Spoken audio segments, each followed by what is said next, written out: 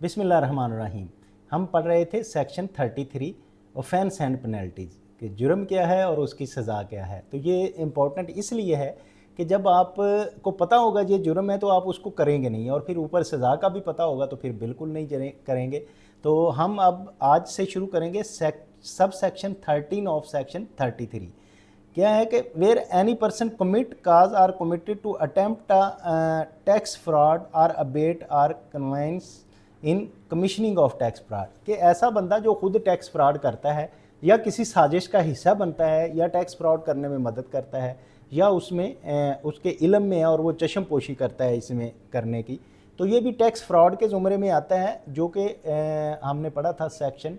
2 का sub section 37 है। तो टैक्स फ्रॉड की वही पेनल्टीज़ जो ऊपर मैंने बताई थी कि वो उसको पहला तो वो बंदा है जो टैक्स फ्रॉड करता है या टैक्स फ्रॉड करने की कोशिश करता है या उसमें टैक्स अवेड करता है, तो वो 25,000 पेनल्टी उसको लगेगी, या फिर 100% पेनल्टी ऑफ द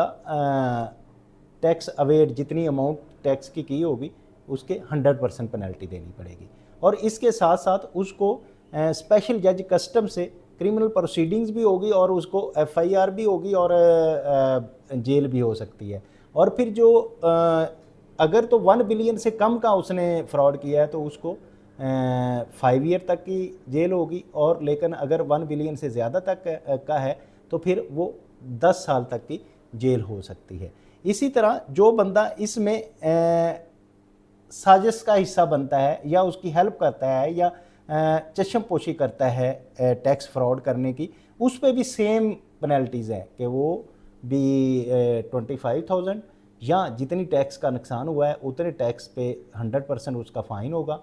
और अगर तो 1 बिलियन तक का टैक्स फ्रॉड है तो उसको स्पेशल जज कस्टम से 5 साल तक की इम्प्रिजनमेंट हो सकती है सज़ा, और अगर 1 बिलियन से ज़्यादा है तो 10 साल तक की हो सकती है। तो ये है टैक्स फ्रॉड और उसके रिलेटेड। सब सेक्शन 14 है सेक्शन 33 का, कि where any person violate any embargo place or removal of goods in connection with the recovery of tax, के सेक्शन 48 है रिकवरी का। तो सेक्शन 48 के तहत रिकवरी की अगर एम्बार्गो लगी हुई है या कोई और रिकवरी का प्रोसेस हो रहा है जिसको वो बंदा वायोलेट करता है, उसको करता है, तो उसके लिए भी क्या है, तो ऐसे बंदे के लिए भी 25,000 जो है वो पेनल्टी है, और 10% of the amount which is involve, यानी कि जितनी अमाउंट उसमें इन्वॉल्व है या तो उसका 10% और या फिर 25,000 विच एवर इज़ हायर, वो उसको पेनल्टी देनी पड़ेगी जो वायलेट करेगा एम्बार्गो को। तो इसके अलावा क्या होगा कि स्पेशल जज ऑफ कस्टम्स जो है उसको क्रिमिनल प्रोसीडिंग्स भी हो सकती हैं, जो कि उसको 5 साल तक की जो उसके जो स्पेशल जज कस्टम इम्प्रिजनमेंट करेगा विच में भी एक्सटेंडेड टू 1 ईयर, 1 साल तक की उसको सज़ा हो सकती है, और with fine which may extended to an amount equal to the of tax evaded, या फिर उसको फाइन भी हो सकता है जो कि टैक्स अमाउंट के इक्वल होगा। इसी तरह सब सेक्शन 15 है ऑफ सेक्शन 33 के सेक्शन 31 का है, जो पावर्स को किसी ने any person who obstruct the authorised officer in performance of his official duty, के कोई 33 के तहत अपनी ऑफिशियल ड्यूटी कर रहा है कोई ऑफिसर और उस ऑफिसर को रोका जाता है, अपनी ड्यूटी उसे करने नहीं दी जाती, उसके लिए रोड़े अटकाए जाते हैं या मुश्किल क्रिएट की जाती है, तो ऐसा बंदा जो है उसको भी 25,000 पेनल्टी देनी पड़ेगी, और 100% of the amount whichever is higher, या तो 25,000 या 100% जो ज़्यादा होगी वो उसको पेनल्टी देनी पड़ेगी। इसी तरह सेक्शन 73 है, जिसमें 73 क्योंकि अभी तक हम उधर तक पहुँचे नहीं हैं, तो क्या है सेक्शन कि जो बंदा परचेजेस कर रहा है रजिस्टर्ड पर्सन और वो परचेजेस की अमाउंट 50,000 से ज़्यादा है, तो वो अपनी पेमेंट थ्रू बैंकिंग चैनल करेगा, अपने बिजनेस बैंक अकाउंट से सप्लायर के बिजनेस बैंक अकाउंट में करेगा विद इन 180 डेज़। अगर वो ऐसा नहीं करता तो उसको इनपुट टैक्स अलाउ नहीं होगा, एक तो ये उसका है, और दूसरा उसको फ़ाइन क्या होगा कि जो सेक्शन 73 जो प्रिस्क्राइब इन रूल है उसके मुताबिक नहीं करता,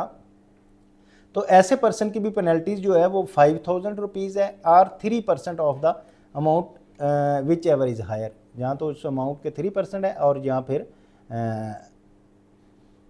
5000 रुपीज़ है। सब सेक्शन 17 है ऑफ सेक्शन 33 का, any person who fails to fulfil any condition, limitation और restriction prescribed in the notification issued under any of the provision of this act. तो ये 71 के तहत जब कोई नोटिफिकेशन इशू किया जाता है और वो उसकी रिक्वायरमेंट जो है उसको पूरा नहीं करता, उसको ओबे नहीं करता, उसको फुलफिल नहीं करता, तो ऐसा पर्सन के लिए भी 5000 रुपीज़ पेनल्टी है और 3% of the amount involve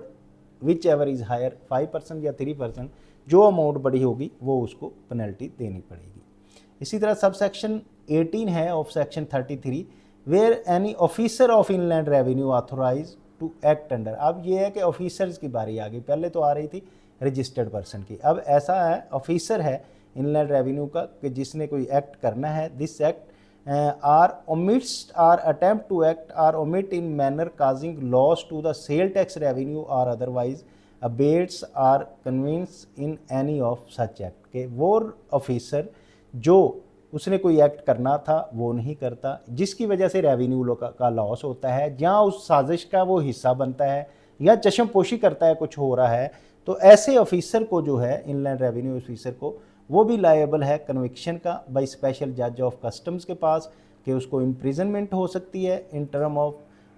form में be extended to the 3 year तक की उसको सज़ा हो सकती है with fine which may extending the amount equal to the amount of tax evaded, कि जो एक तो ये है कि इम्प्रिजनमेंट हो सकती है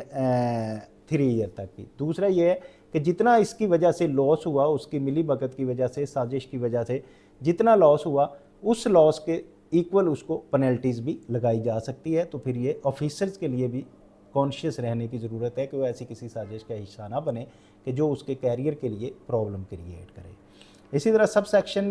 19 है of section 33, any person who contravene any of the provision of this act or the rules made there under for which the penalty has specify been provided in this no penalty, यानी कि ऐसा कोई law की वो violation करता है, rule की violation करता है और उसकी पेनल्टी इसमें बताई नहीं गई, यानी कि वो जेन में नहीं रही या इधर लिखने नहीं रही तो बताई नहीं गई, तो सच person shall pay a penalty of 5000 rupees और 3% of the amount whichever is higher, तो जो भी ज़्यादा होगी वो इसकी पेनल्टी देगा कि जिसकी इसमें बयान नहीं की गई। सब सेक्शन 21 है where any person repeats an offence for which the penalty provided under this act, कि इस एक्ट में पेनल्टी किसी एक एक्ट की है, एक जो वायोलेशन की पेनल्टी है, लेकिन वो रिपीट कर रहा है वायोलेशन, बार बार वो वायोलेशन कर रहा है, तो उस पेनल्टी को डबल कर दिया जाता है कि सच person shall pay a twice amount of penalty provided under this act, जो पेनल्टी उसकी है उसको डबल कर दिया जाएगा अगर वो रिपीट करेगा एक ही गुना। इसी तरह एनी पर्सन, ये सब सेक्शन 22 है of section 33, any person who knowingly and without lawful authority gain access to attempt to gain access to the computerise system, के FBR का जो कंप्यूटराइज सिस्टम है उसमें उसके पास अथॉरिटी नहीं है और उस तक असेस करता है किसने, और अनऑथोराइजली यूज़ करता है उसको, डिस्क्लोज और publish otherwise disseminates information obtain from the computerise system, और उस कंप्यूटराइज सिस्टम से कोई इन्फॉर्मेशन लेता है और उसको पब्लिश कर देता है, लोगों में फैला देता है, या फाल्सीफाई यानी record information stored in the computer system, तो उसको कुछ नुकसान पहुंचाता है, उसको ख़राब करता है, गलत करता है, knowingly and disknowingly damage or impairs the computerise system को, या फिर वो जानते बूझते उसको ख़राब करता है। इसी तरह knowingly and dishonestly डैमेज करता है, इम्पेयर करता है डिस्क और other medium for which the information obtain, computerise system की कोई डिस्क पड़ी हुई है उसको को ख़राब करता है, रिकॉर्ड को ख़राब करता है, या unauthorise use a unique number identification of the registered person, वो किसी अथॉरिटी का नंबर है उसको वो यूज़ कर रहा है to unauthenticate and transmission of information of the computerise system, or fails to comply with the contravenes of any condition prescribed for the security for the unique, या वो जो सिक्योरिटी के लिए यूनिक आइडेंटिफिकेशन नंबर की security के लिए जो चीज़ें दी गई हैं उनको ख़राब करता है मेन ये सारी चीज़ें ऐसी हैं कि जो FBR का कंप्यूटर सिस्टम के साथ कुछ गलत कर रहा है उस तक असेस करता है, उसको डैमेज करने की कोशिश करता है, उसको हैक करने की कोशिश करता है, उसमें कोई डाटा ख़राब करने की कोशिश करता है, या किसी को एक जो आइडेंटिफिकेशन नंबर यूज़र आईडी दिया गया है उस आईडी को किसी दूसरे की यूज़ करके उसमें कोई गलत करता है, जो कि वायलेशन ये सारी हैं सेक्शन 50A की, तो ऐसा पर्सन जो है उसको 25,000 रुपीज़ तक पेनल्टी होगी, या 100% ऑफ द अमाउंट जो कि उसकी वजह से डैमेज होगी उसके 25,000 या 100% amount whichever is higher उसको दी जाएगी। और फिर without prejudice the above shall be also liable upon the conviction of special जज। तो स्पेशल जज कस्टम्स के जो हैं उसको भी कन्विक्शन का भी करना पड़ेगा और उसको इम्प्रिजनमेंट भी होगी जो कि 1 साल तक हो सकती है।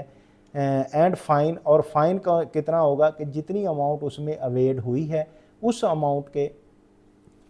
रिलेटेड जो है उसके इक्वल उसको फ़ाइन भी हो सकता है। तो इसलिए जो लोग जो किसी दूसरे का यूज़र आईडी इस्तेमाल करते हैं कंप्यूटर सिस्टम में, या किसी दूसरे के लिए वो प्रॉब्लम क्रिएट करते हैं, या फिर दूसरे का सिस्टम में जाके अपना काम करते हैं,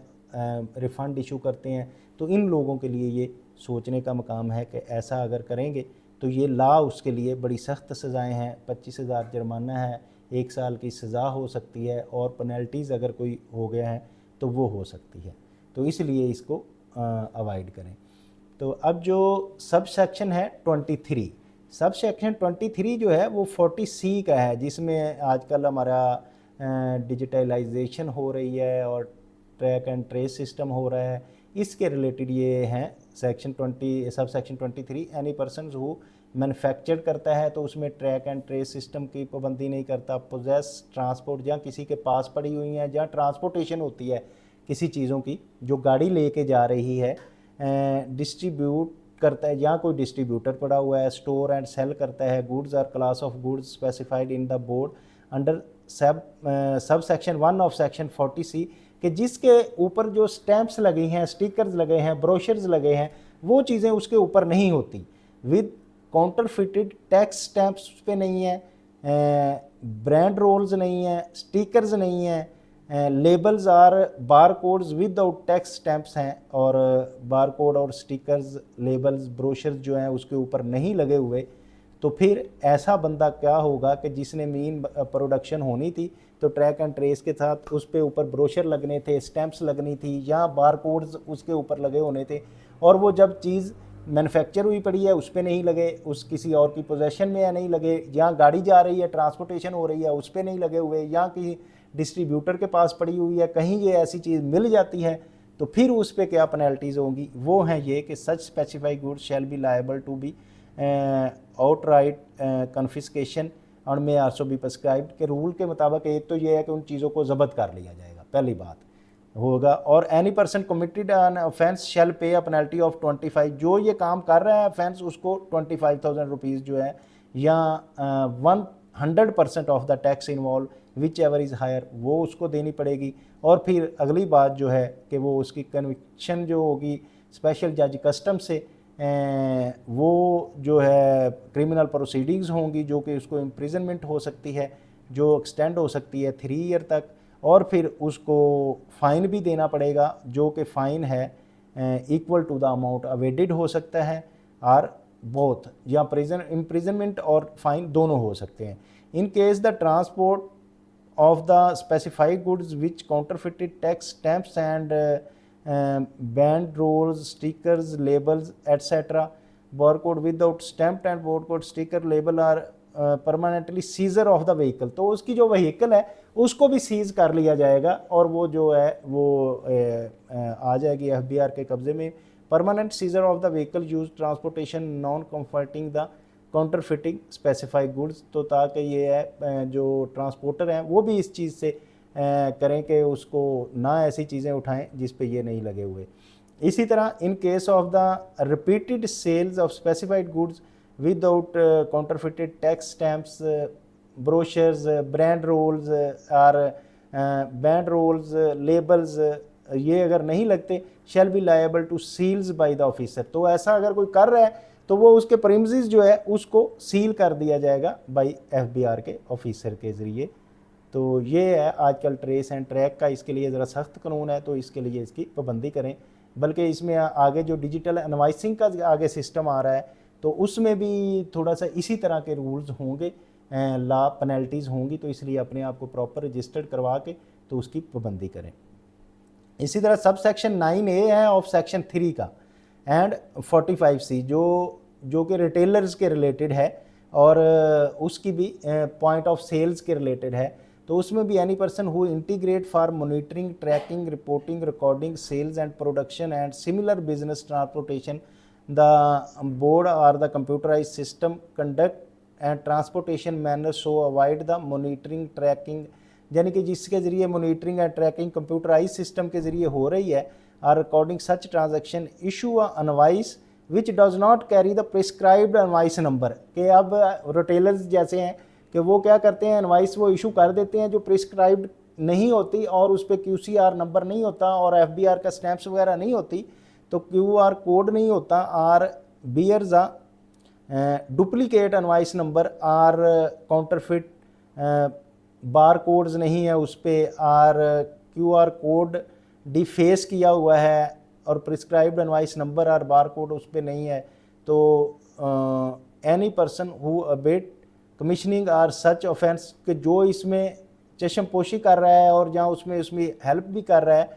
तो ये जो हैं उनके लिए क्या सज़ाएँ हैं, उनके लिए भी काफ़ी सज़ाएँ सख्त हैं, तो उसका भी सुन लें, ताकि वो जो रिटेलर अक्सर ऐसे करते हैं कि वो बगैर उसके बार कोड वाली QCR वाली इनवाइस निकाल देते हैं और फिर चल रही होती हैं, और लोग जो ले रहे होते हैं उनकी भी जिम्मेदारी है कि वो चेक करें कि क्या इसमें प्रॉपर टैक्स पे हुआ है, क्योंकि वो रजिस्टर्ड पर्सन ने टैक्स दे दिया होता है। अब वो रिटेलर के पास रह जाएगा अगर वो QR कोड वाली नहीं होगी, बार कोड वाली नहीं होगी, तो इसलिए वो ज़रूरी है कि उसकी भी रजिस्टर्ड पर्सन भी उसको चेक करे। सच person shall pay a penalty of 5000, इसको भी 5000 रुपीज़ की पेनल्टी होगी, और 200% ऑफ द अमाउंट इन्वॉल्व, जहाँ 200% जितनी अमाउंट है वो इन्वॉल्व होगी। और इसी तरह स्पेशल जज कस्टम से उसकी कन्विक्शन भी होगी और क्रिमिनल प्रोसीडिंग्स के तहत उसको जेल भी हो सकती है, जो कि 2 साल तक की हो सकती है, और additional fine and may be extended to the 2 million rupees तक उसको एडिशनल फ़ाइन भी हो सकता है। इसी तरह notwithstanding above the business premises of such a person shall be liable to be sealed by an officer of inland revenue in the prescribed manner, जो rule में प्रिस्क्राइब किया गया तो उसका बिजनेस प्रेमिसेस भी जो है वो भी सील हो जाता है। इसी तरह एनी पर्सन वो बेट और जो इसमें इसकी हेल्प करता है या चशमकोशी करता है, तो उस पर्सन को भी shall to liable to be conviction हो सकती है बाई स्पेशल जज of custom simple imprisonment in term of extended 1 year तक का उसको सज़ा होगी, and additional fine and penalty इतनी हो सकती है कि वो 200,000 रुपीज़ तक की उसकी हो सकती है। तो ये इस तरह से इनको सज़ाएँ हैं।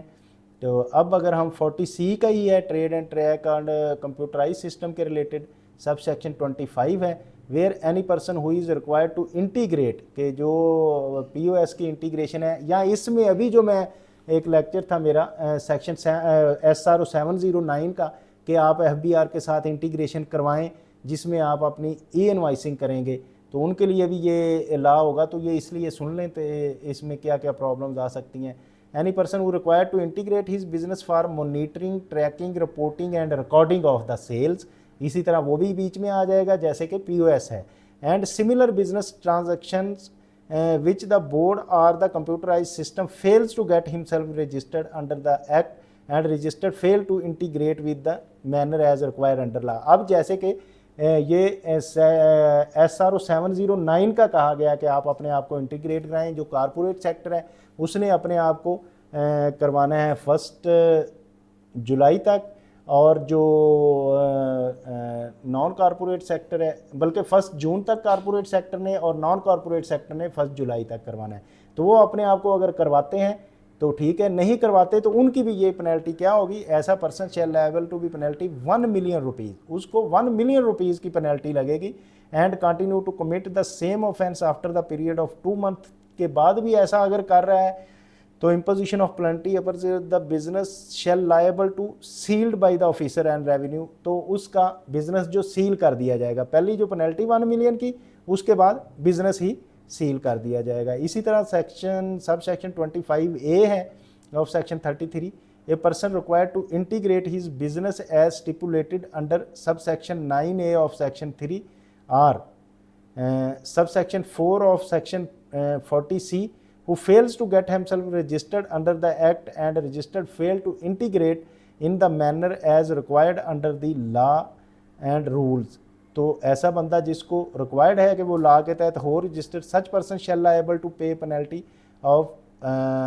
500,000 रुपीज़, उसको पेनल्टी होगी। ये sub section 9A of section 3 and sub section 4 of 40C का जो है नहीं करता तो 100 and penalty of 1 million rupees for second default अगर करता है तो उसको 1 मिलियन होगी, पहले में 5 लाख रुपया, दूसरे में 10 लाख रुपया, and penalty of 2 million rupees for the third default after 15 days अगर नहीं करता तो फिर उसको 20 लाख रुपया फ़ाइन हो जाएगा, और person of the 3 million rupees for the fourth default after 15 days के, फिर 15 डेज़ में नहीं करता तो वो उसको हो जाएगी पेनल्टी 30 लाख। Notwithstanding अब the business premises of such person shall be liable to be sealed by the officer, तो ऑफिसर सील कर देगा अगर फिर भी नहीं करता। तो इसमें प्रोवाइजो क्या है, provided that the retailer integrate his business with the board computerise system before imposition of penalty for the second default, the penalty of first default shall be waive off by the commissioner. तो अगर फ़र्ज़ किया कि पहले में वो करवा लेता है अपने आप को रजिस्टर्ड इंटीग्रेट करवा लेता है रिटेलर, तो जो पहली उसको पेनल्टी लगी होगी 500,000 की, 5 लाख की, तो वो दूसरी पेनल्टी से पहले अगर करवा लेता है तो उसको पहली पेनल्टी भी माफ़ हो जाएगी। तो इसलिए जिनको इंटीग्रेशन कराया ज़रूरी है तो वो करवाएं, क्योंकि इनकी बहुत हैवी पेनल्टीज़ हैं और ये पेनल्टीज़ जो हैं इनसे बचने के लिए ज़रूरी है कि इसको किया जाए। थोड़ा ही रह गया आगे, तो हम इसको कंप्लीट कर लेते हैं।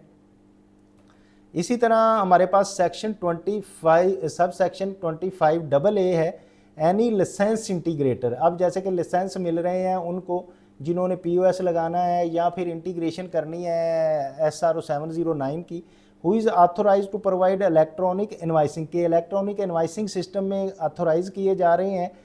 For the integration of the registered person, fail to integrate such registered person in the manner as required under this act and rules made there under. तो ये जो लॉ के मुताबिक और इसके रूल के मुताबिक वो इंटीग्रेशन अगर नहीं करता, जिसको लाइसेंस दिया गया इंटीग्रेटर को, जो कि sub section 5 of section 40C के तहत है, तो ऐसे पर्सन को shall liable to be penalty of ₹1 million, उसको भी 1 मिलियन रुपीज़ की पेनल्टी होगी, और 1% of the total value of sales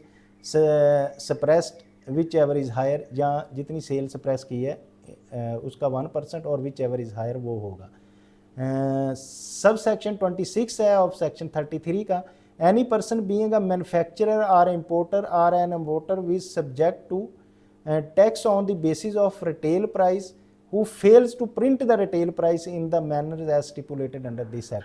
जैसे कि कोई मैन्युफैक्चरर है, थर्ड शेड्यूल आइटम का मैन्युफैक्चरर है, या वो रिटेल पे जो चीज़ें बेच रही हैं उसने रिटेल टैक्स क्योंकि मैन्युफैक्चरर ने पे कर देना होता है, तो उसकी ये भी जिम्मेदारी है कि उस पर प्रिंट भी करे, इम्पोज करे वैल्यू जो उसकी होगी बॉक्स के ऊपर हर की। तो अगर वो नहीं करता है ऐसा पर्सन, सच पर्सन शेल पे अ पेनल्टी ऑफ 10,000, तो उसे भी 10,000 रुपीज़ पड़ेगी, या 5% of the amount of tax involve, या अमाउंट ऑफ टैक्स इन्वॉल्व का 5%। तो ये सब सेक्शन 27 ऑफ सेक्शन 2 का है, sub section A sub section और 233 का। तो इसमें further the such goods shall also भी लायबल टू बी कॉन्फिस्केटेड, तो उनको कॉन्फिस्केट भी कर लिया जाएगा अगर उस पर प्राइस प्रिंट नहीं होगी, एज मे बी प्रिस्क्राइब, जो कि रूल्स में बताया गया जिस तरह से उस तरह से। However the adjudication authority after such confiscation may allow a redemption of such goods on the payment of fine which is not less than 20% of the total retail price. तो जितनी रिटेल प्राइस का total 25% जो है उस बंदे को fine देना पड़ेगा, तो इतनी ज़्यादा है। तो इसलिए ये जो जिन्होंने प्राइस मेंशन करनी होती है इंपोर्टर्स ने, रिटेलर्स ने, तो वो ज़रूरी है कि वो करें, अदरवाइज़ देखें जी वैल्यू जो है shall not be less than 20% of the total retail price की जो पेनल्टी होगी अगर वो फ़ाइन कर देता है लॉ के मुताबिक ये चीज़ें बताई गई हैं। इसी तरह सेक्शन 40D का है। 40D का जो सब सेक्शन 27 है of section 33, any person being owner of the goods which are brought to Pakistan in violation of section 40D की वो वायोलेशन करता है, सच पर्सन शेल पे अ पेनल्टी ऑफ 10,000 रुपीज़ और 5% of the amount whichever is higher, उसको pay करनी पड़ेगी। Further such goods shall also be liable to be, उसकी भी कन्फिस्केशन हो जाएगी और may be prescribed however the adjudication authority अगर एडजुडिकेट कर देती है और उस पर वो कर देती है, उसको रिडेम्पशन हो जाएगी गुड्स की, लेकिन उसको थर्ड शेड्यूल की जो वैल्यूज़ होंगी उस पर 20% ऑफ द वैल्यू उसको जो रिटेल प्राइस का वो फ़ाइन हो सकता है। सब सेक्शन 28 है ऑफ सेक्शन 33 का, any person who is required to share information under section 56AB के तहत अगर किसी ने इंफॉर्मेशन शेयर करनी है, fails to do so in the manner as required under the law, तो वो नहीं करता, सेक्शन 56AB का सच पर्सन शेल पे a penalty of 25,000 rupees for the default, first default and 50,000 for the second default. First default में 25,000 और second में जो है 50,000 के डिफ़ॉल्ट से उसको पे करना पड़ेगा। तो ये था हमारा जुर्म और उसकी सज़ा। तो ये आपके लिए बहुत अहम है, इसको सुने और इस पे अमल करें और ताकि जुर्म से आप बच जाएं। तो अब अगले सेक्शन में हम इंशाल्लाह डिफ़ॉल्ट सरचार्ज पढ़ेंगे। तो आज जो ऑफेंस एंड पेनल्टीज़ का है वो 2 लेक्चर्स में ये हमारा ख़त्म हुआ है। तो उम्मीद है आप समझ गए होंगे, लेकिन फिर भी आपको कोई प्रॉब्लम आ रही है तो आप कमेंट बॉक्स में कमेंट करें, मैं प्रॉपर उसका रिप्लाई करूंगा। और आप ये चाहते हैं कि आपकी तरह दूसरे लोग भी ये समझते और सुनते रहें तो इसको लाइक करें, शेयर करें, सब्सक्राइब करें। Thank you very much.